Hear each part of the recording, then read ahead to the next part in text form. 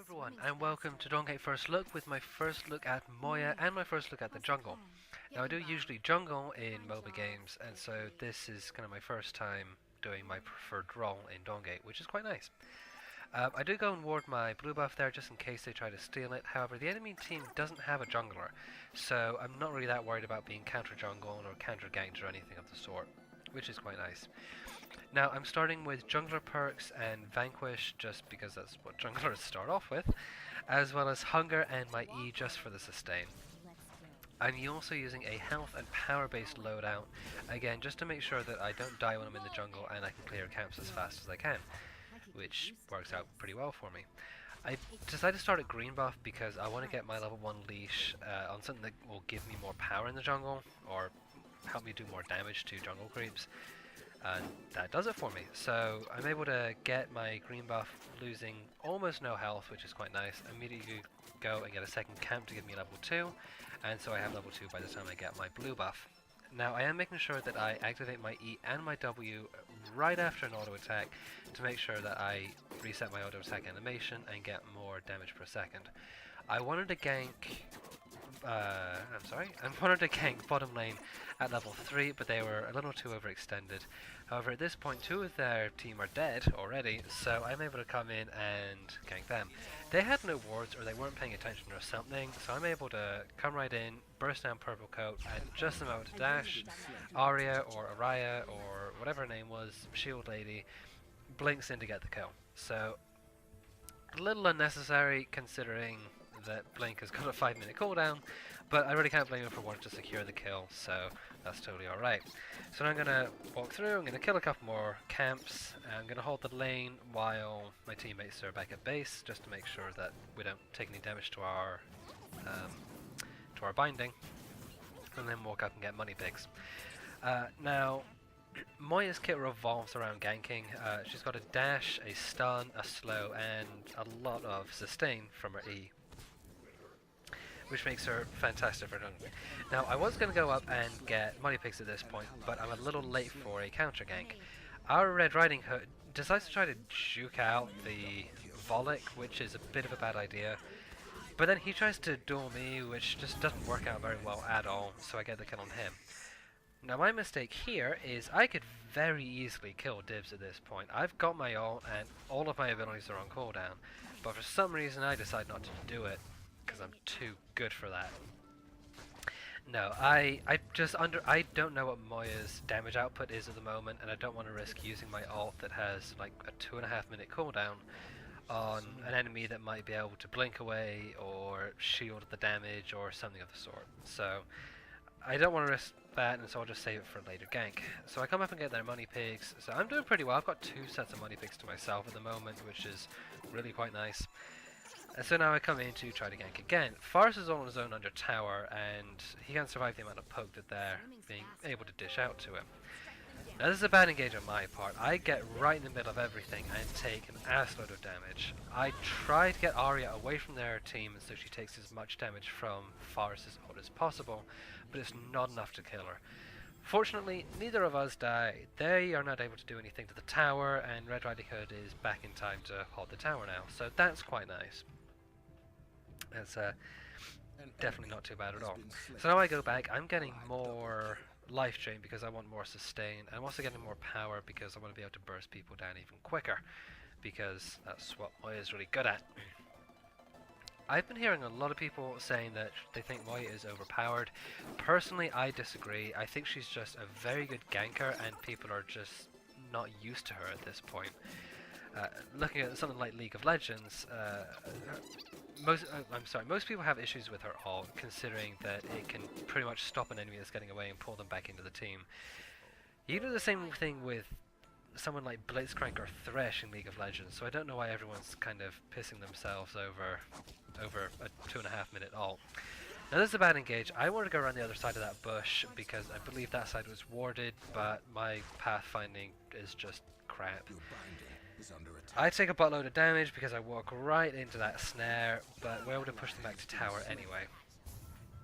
So I'm looking at top lane, I see that they're all up there, and Forrest is doing a pretty good job at holding them under tower. plus the only damage that they have in this lane is currently at 30% health, so we're pretty easily able to take this Spirit Well. I want to get as much of a lead as possible. We are ahead by 2 kills, but if we can get this Spirit Well, then we're going to be in an even better standing. Excuse me. Therefore, tries to come in, tries to poke us in the butt, but it doesn't really work, so he just kind of walks away again. Now, this is my beginner mistake as Moya. I seriously overestimate the range of her ult. So I come in here, I try to grab Forest, and I miss. And I take a turret shot right to the ass. So that's kind of embarrassing for me, so I just kind of walk away and get my orange buff, because I suck. It's not too bad though, because I'll get a pretty good hold off on them later. I grab money picks again, so now I've got like loads of money just from these camps. This is where actually having a jungler is really beneficial, because money that my teammates are not able to get because they're laning, I am able to get uncontested.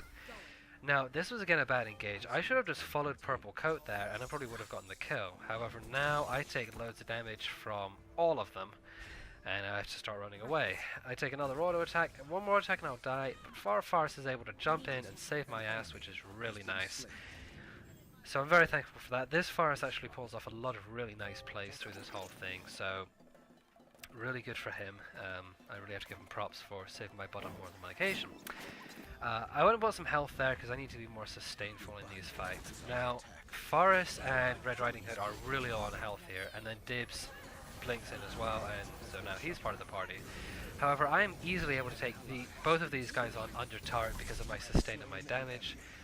I smash in Volok's face because he's taking all the turret damage, then I instantly ult Dibs. I try to put him under turret, but the turret dies too soon, which is a shame, but I dash to kill him. However, in comes their Forest, he uses everything on me, but as the missiles are in mid-air, I'm able to open my spellbook, grab my shield and activate it before I die. I should not have been alive after this. I'm pretty proud of that clutch play. Now, unfortunately, Fraps did kind of poop out here, so I do have to cut the video to about 2 minutes ahead. Right about now. There you go. Now, I did die under turret. That was, I'm sorry, didn't get to see the video for that. They turret dive me. I get a little over ambitious, trying to stun them under turret and everything, so I do die in the process.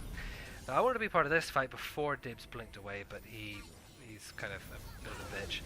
However, I am able to get Purple Coat, ult him from over the wall, and pull him away from his team.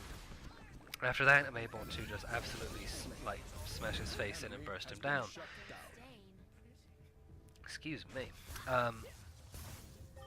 Yeah, so that's the one thing about Moya, is people are really not used to her, and her ult really takes people by surprise. Which is, I think, kind of a shame, because I don't think she's really overpowered, personally.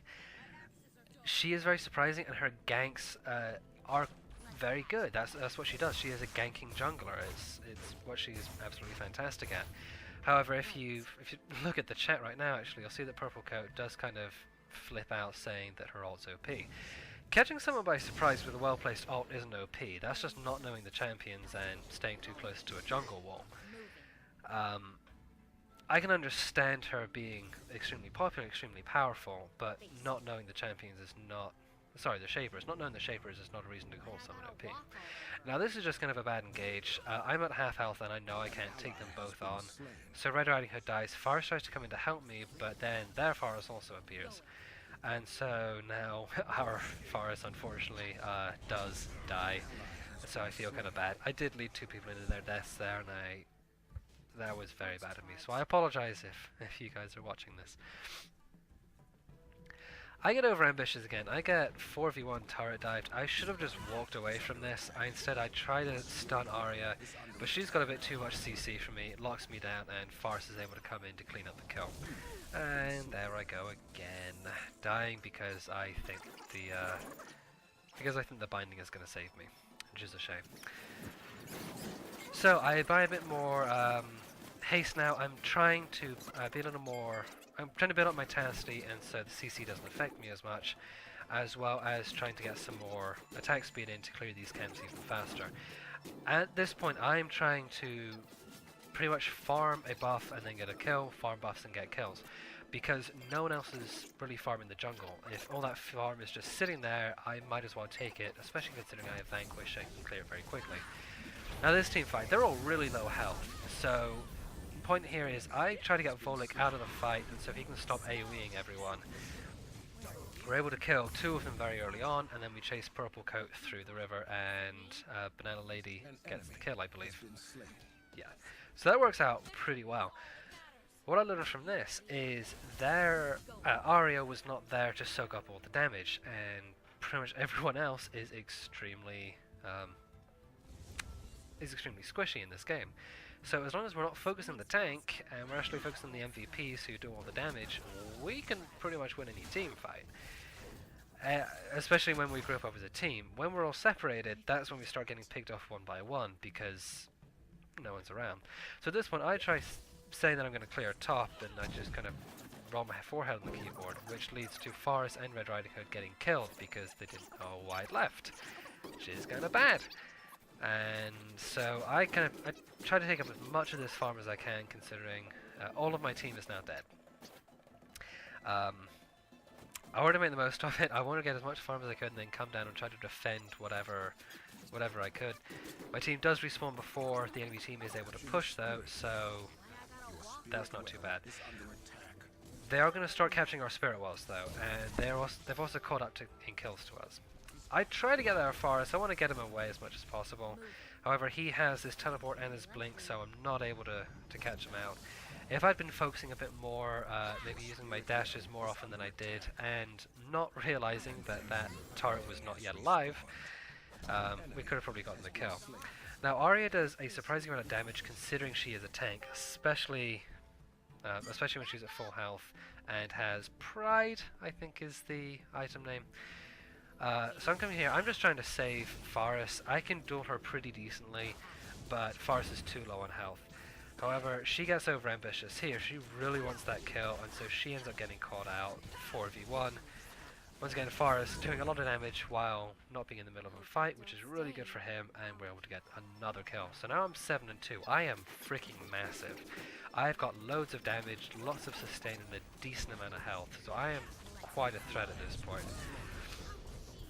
I can duel anyone on their team, except they are generally grouping together as a team, which is good for them. That being said, me and Vanilla Lady are able to catch out Volek and kill him. Their dibs was not very good. I'm very sad to say he was kind of free farm, and I feel bad for him. He was way too squishy and just kept on getting caught out. Here I do buy another item to up my health and do some more damage for my team, but the enemy team surrenders, so we won that game, which worked out quite well. Overall, worked out pretty well for all involved. The fact that they didn't have a jungler did kind of cripple their team. It meant that I could get ganks in on enemy shapers who weren't as high a level as me or my teammates, and they wouldn't be able to have anything to retaliate. I got all the buffs to myself as well as all the money picks to myself, so even without being in lane and getting a load of lane farm, I had more gold than almost everyone on their team. On top of that, just being able to surprise gank them and not having enough wards out meant that I could pretty much gank a lane whenever I wanted to, because with the exception of that one bush that I walked the wrong way around, they couldn't really see me coming. So warding and having jungler is definitely part of doing well in Dawngate. So I'm able to get my level 2 reward. It teases me with almost giving me a level 3. I got really ticked off at that. But I'll just have to settle for 50 destiny. So the game went pretty well. I'm pretty happy with my second Moya game of all time. I'll probably change things around a little bit in the future. I think maxing out her Q first is probably the best thing to do, and she probably has other builds that would work better for her. But all in all, I'm pretty happy with the way the game turned out. So hit that like button if you enjoyed it. Leave a comment or suggestion below, or tell me if you wanted me to see me play a specific shaper. Excuse me. And hit subscribe if you want to see more of my first look videos, as well as any other series or guides that I might happen to make in the future. Other than that, you guys have a good time playing Dawngate.